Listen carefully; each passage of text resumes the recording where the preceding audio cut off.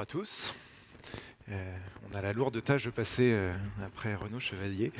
On va vous parler de métier, on va vous parler d'humain, avec un retour d'expérience de la Massif, de sa transformation produit et comment on a embarqué les métiers et pourquoi ça a été une problématique particulièrement importante pour ce groupe. On commence par remercier les partenaires et évidemment les bénévoles d'Agile en Scène qui nous permettent de parler devant vous aujourd'hui.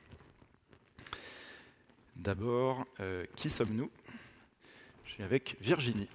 Donc Virginie Lécuyer, bonjour à tous. Je suis responsable de la stratégie de l'écosystème digital Massif. J'endosse le rôle de business owner stratégique pour le digital à la Massif. Je suis Camille Placier, je suis consultant pour le cabinet InSpirit et j'ai travaillé pendant 2 ans à la Massif et notamment avec Tony. Et bonjour à tous, je suis Tony Gilbert et donc je suis consultant interne en transformation à la direction stratégie et performance à la Massif. Si vous ne savez pas ce qu'est la Massif. Alors la Massif, c'est une mutuelle d'assurance qui est avec plus de 1100 administrateurs. On couvre 3 domaines métiers, l'assurance dommage, la santé et la prévoyance et la finance épargne. Et on a environ 5,8 millions de sociétaires pour un chiffre d'affaires de 5,7 milliards d'euros. De quoi on va vous parler dans cette conférence? Embarquer les métiers, qu'est-ce que ça voulait dire en tout cas à la Massif? Car bon, tout le monde a un métier et il se trouve qu'à la Massif, celui qui est à gauche dans la réunion est le métier de celui qui est à droite. Donc si on parle des chefs de projet en premier, ils représentent le métier pour les product managers ou les product owners, qui représentent eux-mêmes les métiers pour les business analysts, qui représentent eux-mêmes les métiers pour les développeurs. Maintenant, si on demande à ces 4 rôles, à ces 4 personnes, est-ce que vous êtes métier? Ah non, non, non, nous, on n'est pas métier. Mais alors, qui sont vraiment les métiers? À la Massif, justement, on a eu beaucoup de mal à impliquer d'autres types mais justement de personnes qui n'avaient pas un rôle défini encore il y a 2 ans. Donc on va vous parler dans cette conférence de business owner, de porteurs du besoin et également d'experts métiers ou de subject matter experts dans la littérature agile. Donc ça va à la fois de représentants plutôt business transverse, typiquement de la distribution, de la vente, du marketing en ligne, ou d'experts vraiment techniques de l'assurance, sachant que voilà, dans une assurance, il y a 3 grands domaines assez particuliers, l'assurance auto, habitation, la santé ou la finance. Peut-être un petit point de précision, porteur de besoin, c'est un terme plutôt générique qu'on a trouvé à la Massif, qui a encore surtout une culture projet, qui ne fait pas encore d'épique ou d'initiative. Donc voilà, c'est un terme qui correspond aux deux, aussi bien porteur d'un projet ou d'une initiative. Vous dire peut-être d'abord un peu où se situait la Massif dans sa transformation. Alors on va faire un rapide retour sur l'origine de la transformation à la Massif. Donc en 2015, on a vu émerger les premières équipes dites agiles autour du digital principalement, donc Massif FR et puis l'application mobile dans les stores. En 2017 et 2020, on a commencé à s'organiser autour de trains et de product management avec comme événement phare le premier PI planning sur canaux digitaux en janvier 2019 et puis la mise en place d'un train autour de la gestion de la relation client historique. Élément phare aussi à cette époque, le DG de la Massif à l'époque avait ce verbatim important pour la suite et la transformation. Donc la qualité de l'IT ne dépend pas que de ses informaticiens, mais de la qualité d'une chaîne de coopération globale IT métier d'un même écosystème. Donc ça a été réellement un moteur de la transformation qu'on voit ensuite. Ensuite, en 2021-23, on a vu émerger une large solution et on a étendu au rôle plus design, notamment autour du digital et du CRM, avec le lancement de cette large solution CRM digital, le lancement du train autour du flux de la GED et des lancements aussi en 2023 des trains contrat Yard et indemnisation Yard. Donc, quelques problématiques qui ont émergé en rouge, là, que vous voyez sur le slide. En octobre 2021, un événement assez majeur, une priorisation assez problématique dans le PI planning, qui a eu beaucoup d'ampleur au sein de l'entreprise. Autre élément phare aussi, en avril 2022, on a eu pour la première fois un premier plan, un PI planning qui a été refusé. au vote de confiance. Donc ça, ce sont des événements assez moteurs qui ont permis de mettre un certain nombre de plans d'action ensuite pour résoudre et mieux faire. Et là, ce dont on va vous parler principalement aujourd'hui, c'est la période 2022-2024, avec notamment la mise en place des nouveaux portefeuilles, l'extension au rôle métier, donc ce qu'évoquait aussi un petit peu Virginie en présentation et ce qu'évoquait aussi Camille juste avant. Et on va se focaliser principalement sur le périmètre digital et CRM. Alors la photo en 2022. Donc côté IT, donc on parle encore de côté, l'idée c'est bien d'estomper ça avec notre nouveau modèle, hein, qu'il n'y ait plus de côté, qu'on soit bien un côté IT, que l'IT et le métier travaillent main dans la main. À l'époque, on avait 4 trains déjà lancés autour du digital, du CRM, du nouveau CRM qui voit le jour et du flux GED, des rôles PO-PM qui étaient donc PO, Product Manager, Product Owner, distribués notamment autour des trains, et quelques indicateurs clés qui commençaient à émerger autour du delivery agile. Donc assez intéressant en termes de prédictibilité. On était autour des 85 à 100%. On commençait à avoir suffisamment de recul pour avoir des performances qui commençaient à être intéressantes. Côté métier, on avait 7 portefeuilles qui étaient très orientés par direction métier. Donc on avait un portefeuille pour la mobilité, un portefeuille pour la santé, enfin voilà, plutôt par chaîne produit d'assurance. Et puis chacun définissait ses projets dans son portefeuille. Les rôles métiers, il n'y avait pas de rôle métier autour de ces projets. J'étais expert métier, le projet portait sur mon expertise, je devenais le rôle métier du projet. Et puis quand le projet s'arrêtait, je rentrais dans mon métier. Et du coup, les priorisations, elles étaient vraiment silotées, hein. Chacun faisait sa priorisation par rapport à son expertise. Alors le contexte en 2022 est le déclencheur du besoin d'embarquement des métiers et de cette conférence. Donc à l'époque, on avait une première transformation qui a été vécue principalement et orientée IT et delivery. Donc tout le flux amont qu'on va voir ensuite n'était pas forcément embarqué, impliqué. Autre élément, on avait une responsabilisation ponctuelle des métiers, donc ce que vient de dire Virginie, autour des outils produits actifs SI. Donc une philosophie et une logique projet avec, on le sait, un début, une fin, conduisant souvent à un manque de responsabilisation, ou en tout cas un manque de maîtrise globale des métiers sur ces derniers. Une priorisation aussi parfois tardive et pas toujours réalisée et vécue au bon endroit, au bon niveau. Donc des choix et des arbitrages subis, en tout cas vécus comme tels dans l'entreprise, notamment autour des engagements, donc PI planning, sprint planning, etc. Et puis enfin, un flux désaligné entre métier et IT. Et donc une difficulté à réaliser et avoir une vision, une ambition sur la stratégie digitale dont on va vous parler maintenant.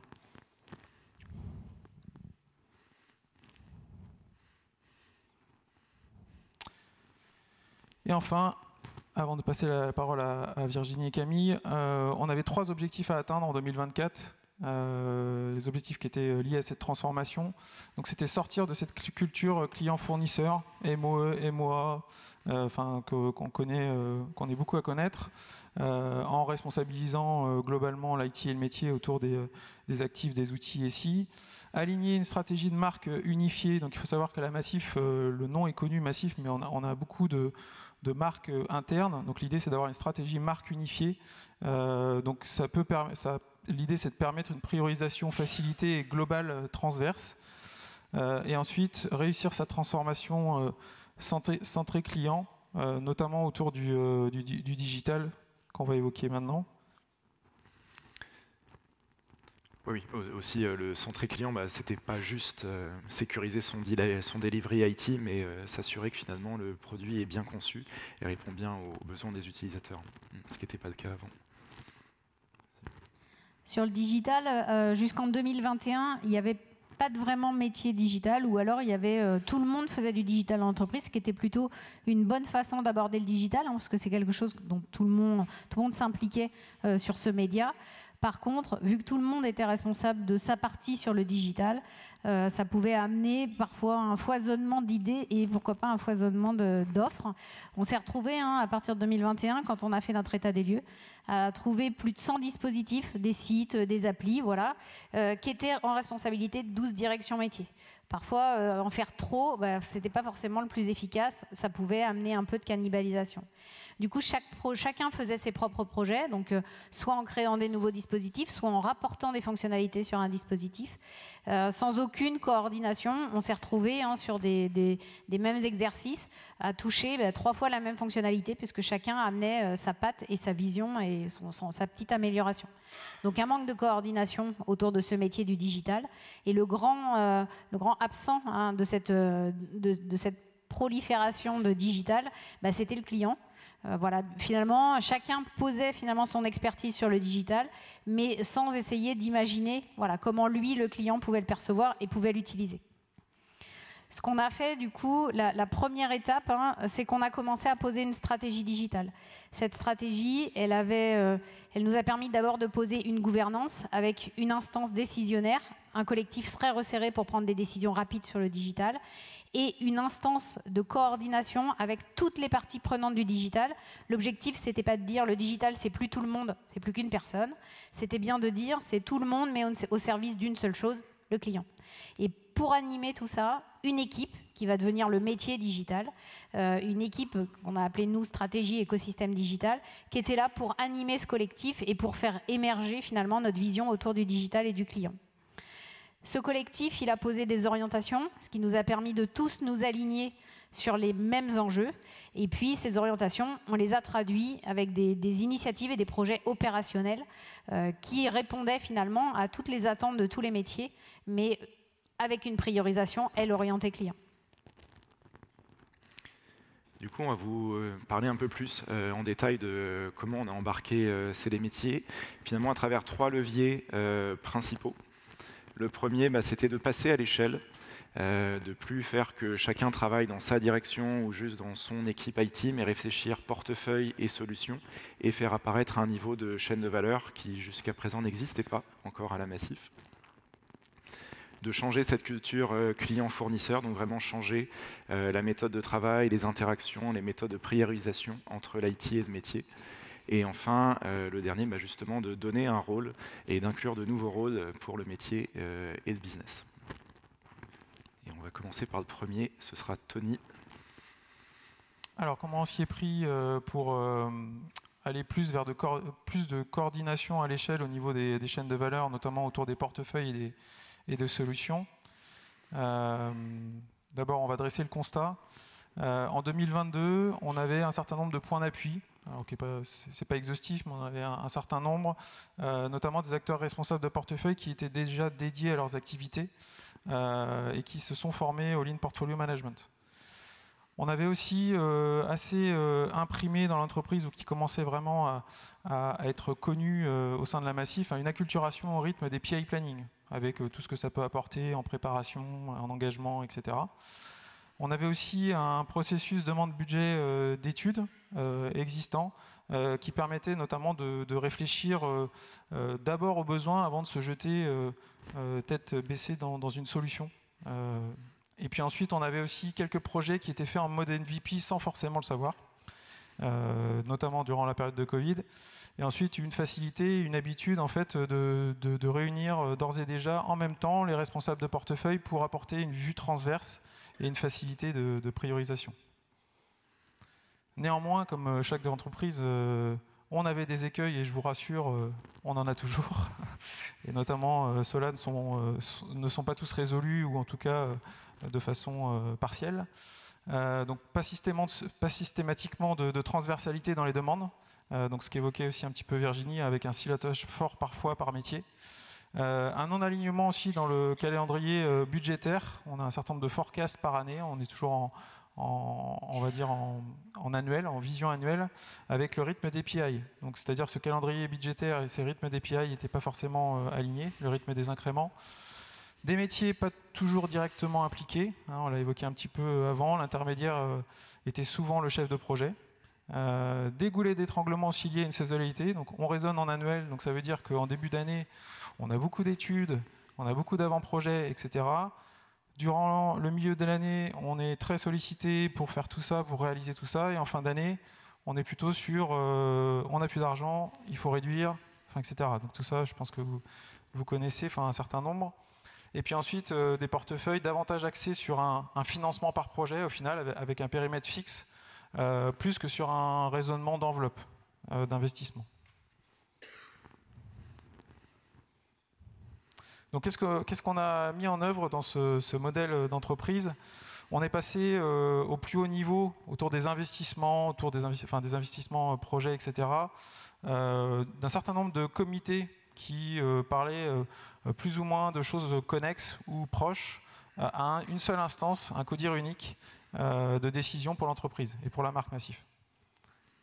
Ensuite, au niveau des portefeuilles, donc comme ce qui était évoqué avant, on avait des portefeuilles qu'on appelait plan métier, donc comme son nom l'indique, était orienté très direction, plan par direction. Donc on est passé d'un modèle où les projets étaient décidés et pilotés de manière souvent silotée à des portefeuilles plutôt orientés clients. Donc pour info, on a un certain nombre de portefeuilles orientés clients. Si je dois schématiser, on a un portefeuille autour de l'expérience collaborateur, un portefeuille plutôt avant-vente, un portefeuille vente, et puis un portefeuille après-vente. Et puis après, on a un certain nombre de portefeuilles support à tout ça, pour le pilotage, pour des choses core IT, etc. Et enfin, pour ce qui est des actifs SI et ce que nous, on appelle les solutions en interne, l'idée, c'était de passer d'un modèle de fabrication dit traditionnel, où le métier, bon, c'est très stéréotypé, mais c'est pour comprendre, le métier décide et les équipes IT réalisent, à un modèle où on travaille main dans la main et on responsabilise l'IT et le métier sur le même actif. Et nous, côté métier, dans cette organisation, ça nous a permis, en tout cas sur la partie digitale, vu qu'on avait déjà structuré finalement cette organisation autour de la stratégie digitale, ça nous a permis d'intégrer plus facilement ces instances de pilotage transverse des portefeuilles. On a pu amener nos ambitions digitales et notre stratégie avec nos porteurs métiers, nos business owners. On a pu intégrer chacun de ces portefeuilles pour bien expliquer les enjeux du digital et du coup pouvoir aider à la priorisation par rapport aux sujets digitaux qui pouvaient émerger. Et puis après, sur la partie synchronisation, cadre de fabrication, ça a permis aussi, avec la création de ce métier digital, de ce collectif, de pouvoir mieux intégrer la fabrication, toutes ces étapes projets qui aujourd'hui étaient, jusque-là, étaient quand même plutôt orientées IT. Et du coup, ça nous a permis d'ancrer à chaque étape de la réalisation d'un projet, finalement, ce travail côte à côte avec l'IT dans une logique d'amélioration continue. On va rentrer un peu plus dans le détail, justement, comment on a fait changer les cultures de travail et ce mode d'interaction qui restait encore très client-fournisseur entre l'IT et le métier. On partait donc de cette vision très verticale, une direction métier produit son plan annuel sans forcément savoir ce que la direction d'à côté va produire elle-même comme plan annuel. Les deux peuvent souvent demander la même chose du côté du digital ou des canaux de vente, du CRM. D'un point de vue IT, le digital et le CRM avaient commencé quand même à se rapprocher, déjà depuis 2022, mais surtout dans une logique de delivery, de pouvoir sécuriser leurs dépendances, une partie plutôt technique de livraison. Et la vision, elle était claire, aboutir à des portefeuilles transverses par chaîne de valeur et une intégration beaucoup plus forte des équipes IT et des équipes métiers autour d'une solution, c'est-à-dire plus seulement penser le delivery, sécuriser ses livraisons, mais vraiment penser le produit, penser les parcours ensemble. Sauf que pour arriver de l'un à l'autre, il y avait là aussi beaucoup de chemin qui restait à faire. Forcément, le digital ou le CRM, pour ne prendre que, chacun prenait les besoins de son côté. Il ne construisait pas une vision client ensemble, alors qu'il y avait quand même beaucoup de parcours omnicanaux qui passaient du digital au CRM. Beaucoup de roadmaps existaient, chacun faisait la sienne, même s'il remettait souvent les mêmes items dedans, mais il n'y mettait pas des niveaux de priorité équivalents. Il y avait aussi beaucoup de dépendance entre digital et CRM, mais ils ne mettaient pas forcément les features au même niveau de priorité, alors qu'elles devaient être faites ensemble. Et globalement, pour arriver à la priorisation entre tous les acteurs, il y avait une très forte complexité.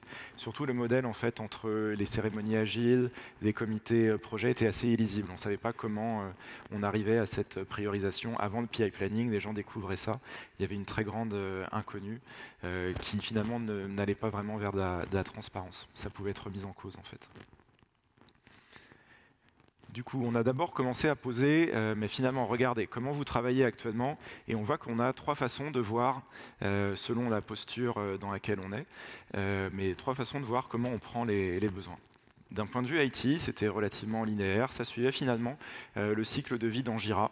Donc à partir des features en maturation, il y avait une definition of ready qui était posée pour pouvoir présenter les features au PI planning, la réalisation se faisait, une definition of done, très bien. Maintenant, qu'est-ce qu'il y avait avant Jira? Ça restait une grande inconnue. Point de vue sur le côté métier, alors en grossissant le trait bien sûr, hein, mais le métier et les experts métiers écrivaient leurs besoins, expliquaient voilà, quelles fonctionnalités ils voulaient mettre en place.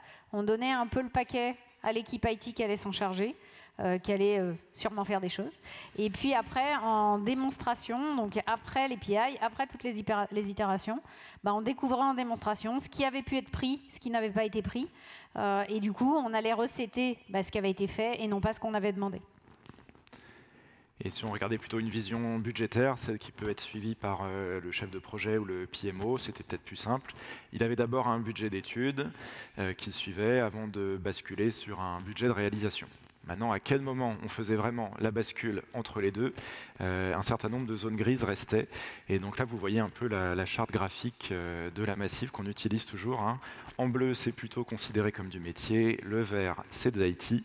Et beaucoup de zones d'ombre, beaucoup de zones grises dans ce processus de vie du besoin. C'est ce qu'on a donc d'abord travaillé, reposer un processus global de cette vie du besoin, que ce soit une vie plutôt projet ou plutôt produit, que ça intègre des grands projets ou des initiatives ou juste de la petite amélioration. On suit ce cycle de vie au global. Et donc, on a inventé une couleur bleu-vert pour représenter tout le travail qu'on doit faire ensemble. C'est plus le mur de Berlin, au contraire, il y a vraiment un travail collaboratif à faire au milieu. Donc dans ces phases 3 et 4, la maturation, elle était quand même plutôt bien maîtrisée du côté des product managers ou des product owners. Par contre, il manquait cette vision d'ensemble. Et c'est cette phase 3 de design cadrage, c'est comme ça qu'on l'a appelé à la Massif. Alors ça reprend beaucoup un portefeuille d'Epic ou un commande portefeuille, pardon. Cette phase 3 de design cadrage, c'est vraiment celle qui a émergé en fait en posant ce processus. Et on voit qu'il ne s'agit plus seulement de faire des cahiers des charges, mais de penser utilisateur. Donc c'est beaucoup de travail autour du feature mapping, de macro feature mapping. C'est des storyboarding. Et c'est finalement beaucoup un travail. Ce qui a beaucoup émergé, c'est le rôle du UX designer à travers cette phase. Et c'est ces rôles-là de design qui ont permis finalement de faire travailler le métier, les product managers, l'architecte, tous ensemble. Car là, vous le voyez, donc en posant les activités, les rôles et les instances, en fait, tout le monde doit travailler main dans la main vraiment durant cette étape.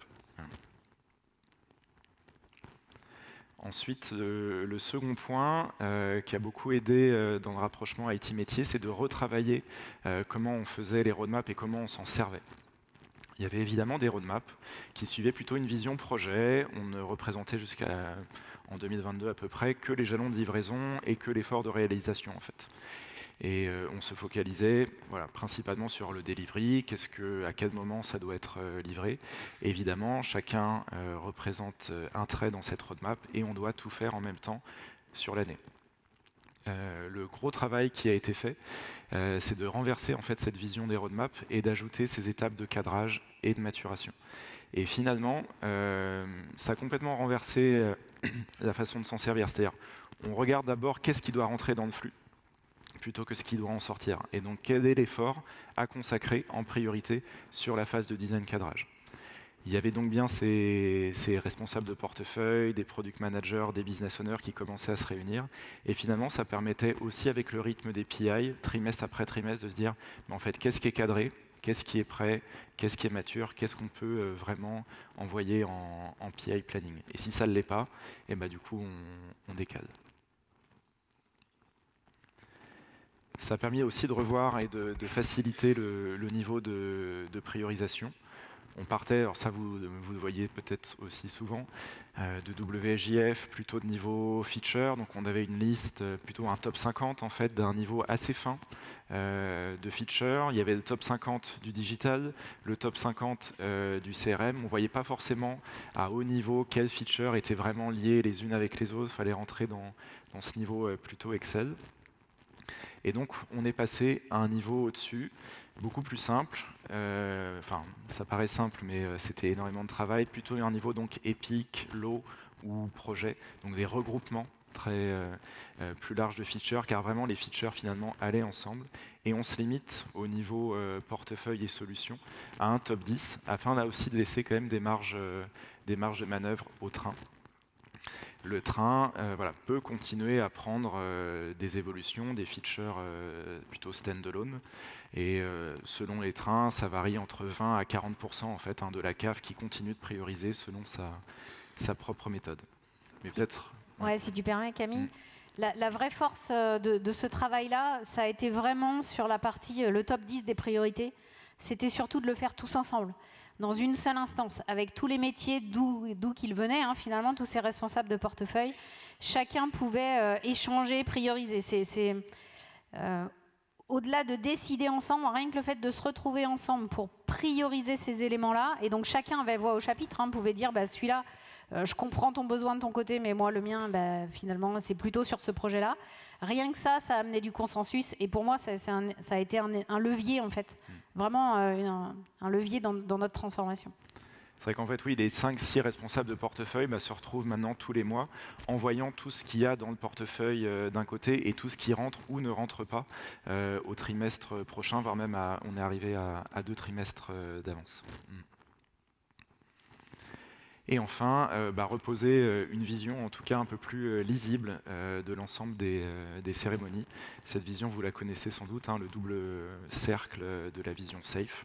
La Massif a déployé assez fortement le modèle SAFE. Maintenant, pour un métier, quand on lui montre ça, en lui expliquant, OK, c'est circulaire, c'est d'agile, mais maintenant, moi, je participe où, en fait? À part les démos ou le PI planning, il ne comprend pas forcément à quel niveau où il doit participer. Au fur et à mesure, ça a pris du temps à réussir à poser ce modèle plus complet. Ça reste complexe, c'est sans doute pas le schéma le plus simple, aussi simple en tout cas que SAFE.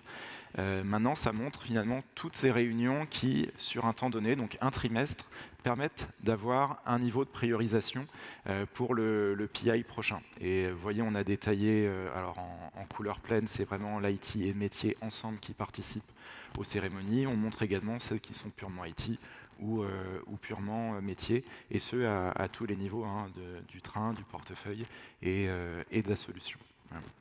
Alors, ça reste sans doute complexe, mais c'est quand même en tout cas plus lisible, et on voit comment le process de priorisation se fait à travers un trimestre.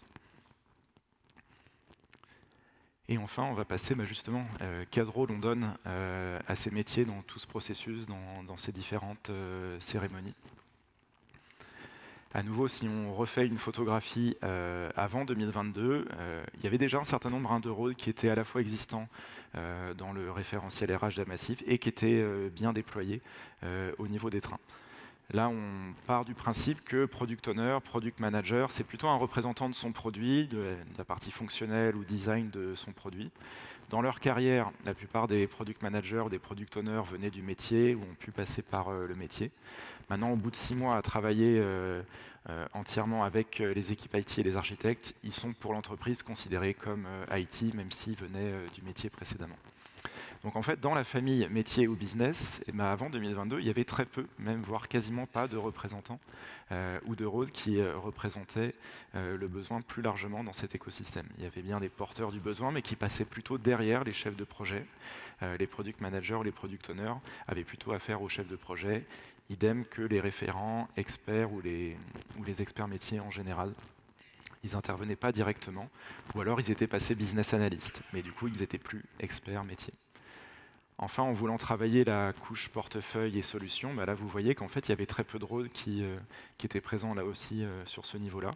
C'était plutôt des managers hiérarchiques qui occupaient la partie fonctionnelle. Autant vous dire qu'ils étaient particulièrement en difficulté à ce moment-là de l'intervention. Ce qu'on a changé du coup au fur et à mesure. On a rajouté du métier dans tout ça. Au niveau portefeuille, on a créé ce rôle de business owner qui finalement est là pour porter la vision, bien prendre en compte les besoins des différents métiers techniques, on va dire, des assureurs, enfin du métier et l'expertise d'assurance chez nous, de la traduire par rapport au canal tout en apportant cette vision du client. Et donc c'est ça son rôle, de porter cette vision à moyen terme. Et il fait vraiment le rôle entre le métier et le produit. Et après, dans la déclinaison plus opérationnelle, ces business owners, ils font office de porteurs de besoins. En tout cas, aujourd'hui, c'est le rôle qu'on leur donne sur la partie digitale. Et ils travaillent en proximité avec l'expert métier, chacun ayant finalement son niveau d'expertise. L'expert métier amène son niveau d'expert d'assurance et le porteur du besoin ou le business owner amène cette traduction-là par rapport au produit et notamment aux clients. Et en fait, il fait les phases amont, il va préparer ça, et tout ça en étant main dans la main avec le product manager qui, lui, ensuite, va le décliner. La deuxième chose qu'on a fait et qu'on a ramené côté métier, c'est de ramener les UX designers dans le métier pour qu'ils puissent intervenir plus en amont des projets, plus en amont des produits, pour essayer de définir et de travailler une expérience. Et ça aussi, c'est un accélérateur finalement d'agilité, parce qu'en fait, ça permet de mieux percevoir à partir d'un besoin très métier, très assurantiel, comment on va pouvoir le traduire dans la vue d'un client, comment il va pouvoir vivre cette expérience. Et du coup, ça nous amène à accélérer les choses ensuite quand on veut travailler en mode produit. L'autre rôle qui a été créé dans la famille Orange Functional Design, c'est Solution Manager, c'est-à-dire au-dessus de Product Manager. Et le Solution Manager n'est plus un manager hiérarchique, c'est bien un rôle en tant que tel, et c'est notamment eux, enfin en tout cas elle, à la Massif, là, qui vraiment font ce travail d'alignement, de mise à jour des roadmaps à assez haut niveau, de voir l'ensemble des besoins plutôt avec les responsables de portefeuille et garder cette vision d'ensemble. Si on reprend la picture, le panorama au global, on voit qu'on a finalement élargi en fait la notion de responsable produit, avec davantage de rôles au sein de l'écosystème qui se sentent bien co-responsables du produit. Pour autant, le point de gravité reste le product manager. C'est toujours lui qui est au centre, et son rôle évolue vers plutôt de l'animation en fait de toutes ces parties prenantes qui représentent et sont bien co-responsables du produit. Et on va faire un dernier focus justement sur business owner et product manager. Aujourd'hui, en tout cas, c'est comme ça qu'on l'a construit à la Massif. Le business owner et le product manager, c'est les deux faces d'une même pièce, avec un business owner qui est très orienté vers les métiers, vers l'expertise d'assurance. C'est lui qui porte l'ambition stratégique, c'est lui qui va définir un peu la vision par rapport au digital. Il a vraiment un horizon à 2-3 ans. Il va aider les métiers à faire émerger leurs besoins, à travailler cette expérience. Et ensuite, il va, main dans la main, il va passer la main à son product manager, qui lui est très orienté sur l'utilisabilité, sur le lien applicatif, la traduction applicative. Et lui, il va être orienté sur le reste, en tout cas, des équipes qui vont réaliser le produit. Et il y a vraiment il faut qu'il y ait vraiment une cohésion entre les deux. Aujourd'hui, on travaille la moitié de notre temps main dans la main entre le BO et le product manager. Et il y a une vraie complémentarité qui s'opère. Et je pense que c'est ça le facteur de clé de succès, en tout cas chez nous. On arrive à la fin. On va justement tirer peut-être un bilan. En tout cas, vous partagez là aussi nos convictions sur l'effort les plus importants qui ont été faits pour chacun des objectifs. Donc, les convictions qu'on a pu en retirer par rapport aux objectifs de départ évoqués. Donc, vous voyez les couleurs. Le bleu, c'est l'effort. Hein, le bleu foncé, c'est l'effort à fournir. Donc, par rapport à l'ambition de sortir de la culture client et fournisseur, on voit qu'il est important d'élargir entre guillemets les rôles et que chacun trouve sa place au sein d'un actif, notamment pour les métiers et pour l'IT. On voit qu'il est important aussi de définir et de partager, d'aligner un processus de bout en bout sur tout le cycle de vie du besoin, et puis que les responsabilités soient partagées à la fois pour les solutions, comme on le dit dans le domaine de la fabrication, mais aussi sur les portefeuilles. Donc les responsabilités partagées IT métier à tous les niveaux dans l'entreprise. Et dans les prochains chantiers, c'est d'étendre ces rôles à l'ensemble des solutions. Là, on s'est focalisé principalement sur le digital, et l'idée, c'est de l'étendre globalement à la Massif. C'était un peu le MVP. Voilà. Effectivement, sur aussi la partie peut-être effort assez important sur les rôles, il y a évidemment un référentiel RH derrière, il y a des niveaux de salaire, et puis surtout il y a des personnes avec une carrière.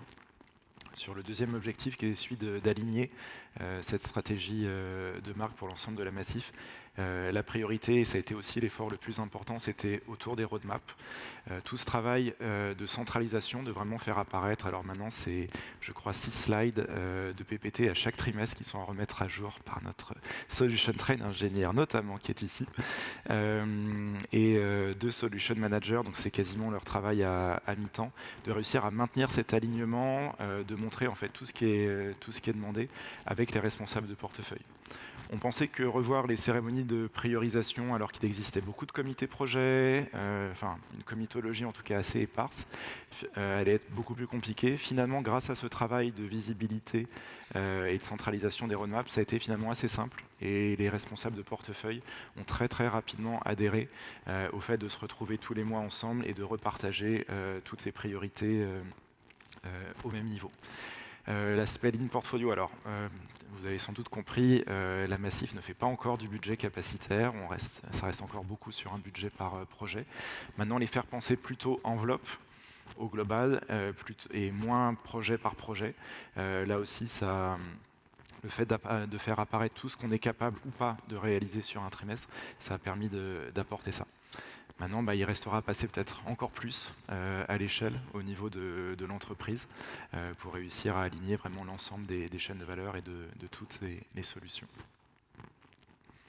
Et donc pour réussir sa transformation centrée client, la priorité c'est vraiment d'avoir cette phase de design cadrage, cette phase qui permet de concevoir tous ensemble en étant orienté client, voilà, et ce qui permet d'amener un peu ces biais, de travailler chaque projet en silo. C'est surtout l'amélioration du cycle en amont, en tout cas chez nous Massif, d'avoir posé cette stratégie digitale. Finalement, on répond tous des mêmes objectifs et des mêmes enjeux, et donc ça nous permet d'accélérer et d'aller tous dans le même sens. Et puis donc d'amener du désilotage de métier. On travaille tous ensemble au service du client. Voilà, et ça c'est un vrai effort. Ce qui nous reste à faire, c'est qu'aujourd'hui, même si on a une stratégie digitale, et d'ailleurs tous nos projets répondent à nos ambitions, on est quand même encore avec des métiers qui poussent un peu leurs projets et leurs attentes vis-à-vis du digital. Ce qui nous reste à faire, c'est vraiment de dire le client, il attend ça, et de partir du client pour définir nos feuilles de route et nos priorités projets. Voilà, il reste encore un pas à franchir, mais heureusement, comme ça nous laisse encore un peu de travail. Mais voilà, aujourd'hui, en tout cas, c'est sur la bonne voie, et rien que le fait de poser une stratégie, ça nous pose déjà les bases en fait, pour pouvoir travailler ça. Et on arrive à la fin, et on a peut-être du temps pour prendre des questions. Merci. Merci.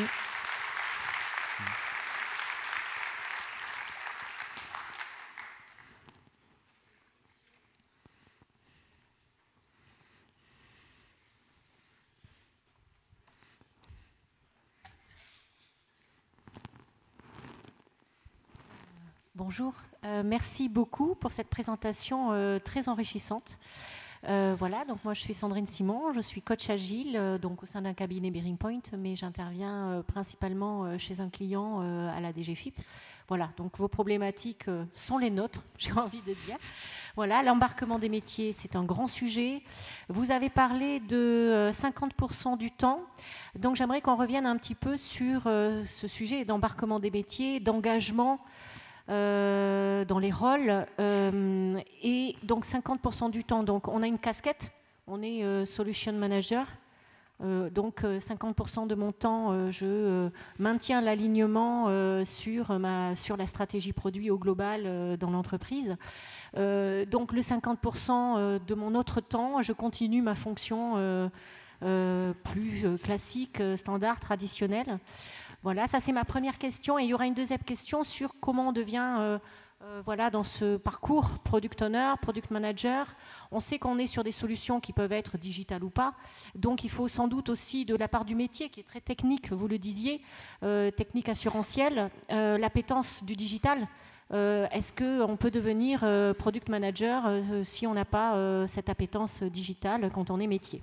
Voilà, c'était mes deux questions. Alors, je vais essayer de répondre à la première. Business owner, en tout cas, mon rôle à moi, business owner stratégique, c'est 100% de mon temps. La répartition, elle est plutôt 50% tournée vers les métiers pour essayer et de les acculturer et d'expliquer et de défendre un peu les principes de notre stratégie digitale, les ambitions. Donc on est plutôt dans l'exposition, essayer d'embarquer les gens. Et ensuite, on est à 50% plutôt sur la mise en œuvre et la traduction avec le product manager. Mais ça reste un travail à temps plein, à 200% parfois. Et puis la deuxième question, alors je ne saurais pas répondre. Moi, je viens du digital. Voilà, ça fait très longtemps que je fais du digital, donc j'ai plutôt évolué dans un monde digital. Mais on a... je pense que c'est un peu un état d'esprit. Quand on a, c'est l'agilité. Nous, on a d'abord amené de l'agilité dans le digital. Moi, j'étais chef de projet. Enfin, j'ai été web marketeur. J'ai été chef de projet. C'est l'agilité qui amène un peu cette vision de construction collective et de vision un peu de produit, cette logique produit, cette logique un peu lean. Et du coup, c'est comme ça qu'on l'a transformé. Aujourd'hui, dans l'équipe, on a autant des gens qui viennent du monde digital que des gens qui viennent de l'expertise métier et qui sont devenus digitaux, en fait. Voilà, mais c'est plutôt de l'état d'esprit et c'est plutôt, plutôt sur les soft skills que ça se passe plutôt que sur l'expertise en tant que telle. Merci. Une autre question peut-être? Merci pour votre histoire. Je suis client à la Massif, donc j'imagine que tout va aller beaucoup mieux maintenant. J'ai deux questions également. Une question plutôt de volumétrie. Vous avez parlé de 2002-2024, mais ça concernait combien de personnes? C'est nouveau rôle transfo. Et du coup, à côté, il y avait quelle équipe d'accompagnement? Et la deuxième question, vous n'avez pas du tout parlé de ressources humaines. Est-ce qu'elles vous ont accompagné? Est-ce qu'elles ont permis? Est-ce qu'elles ont facilité? Est-ce qu'elles ont rendu la transfo plus dure? Alors, en termes de volume, quand on a sur les premières étapes, alors moi j'étais toute seule les premières années, maintenant on est une équipe de 13 personnes. En rôle de business owner, on va dire 6 personnes, 5 personnes à temps plein, mais on est à peu près sur 6 personnes. Pour un volume, sur l'année passée, on a fait 85 projets, on a accompagné 85 projets. Et puis là, sur la partie UX design, puisque c'est un vrai complément aussi sur la partie métier, il y a 4 personnes, on va dire un équivalent de 4 temps plein qui est basé sur la partie digitale. Et sur la partie ressources humaines, je vais dire oui et non. On a fait une transformation de l'intérieur, c'est-à-dire on a mis en place l'agilité officiellement à la Massif. Cette traduction, elle s'est faite d'abord par des bonnes volontés, des bonnes âmes, plutôt parce qu'on se connaissait d'avant ou parce qu'on s'entendait. Donc on s'est beaucoup rapproché IT métier. Et là, on voit bien que maintenant, l'entreprise s'est emparée de ça. Donc, et l'organisation et les ressources humaines, et nous aide justement à poser ça officiellement dans un cadre plus RH. Et maintenant, on est accompagné, ces nouveaux rôles deviennent des nouveaux rôles de l'entreprise. Voilà, donc, mais en tout cas, nous, dans notre histoire digitale, on l'a fait un petit peu un peu ensemble d'abord, plutôt en confidentiel. Mais maintenant que c'est au niveau de l'entreprise, et finalement, on a fait un peu un MVP, on a appris, voilà, on a montré que ça marchait, et maintenant, c'est devenu des vrais rôles dans l'entreprise, accompagnés par les RH. Merci. Et je crois que les product managers, il y en a 12 ou 18. Alors, les product managers, sur le digital, je crois qu'ils sont 7 ou 8. Ah, en 7 ou 8, oui. C'est avec ceux du Mais CRM. sur le digital. Oui, et avec le CRM, ça doit faire le double du coup. Donc ça fait quasiment un tiers à peu près. Est-ce qu'il y avait d'autres questions? Non. Ben, merci. Dans ce cas, je vous remercie. Voilà. Merci. Et vous pouvez nous donner votre feedback et nous retrouver sur LinkedIn, bien sûr.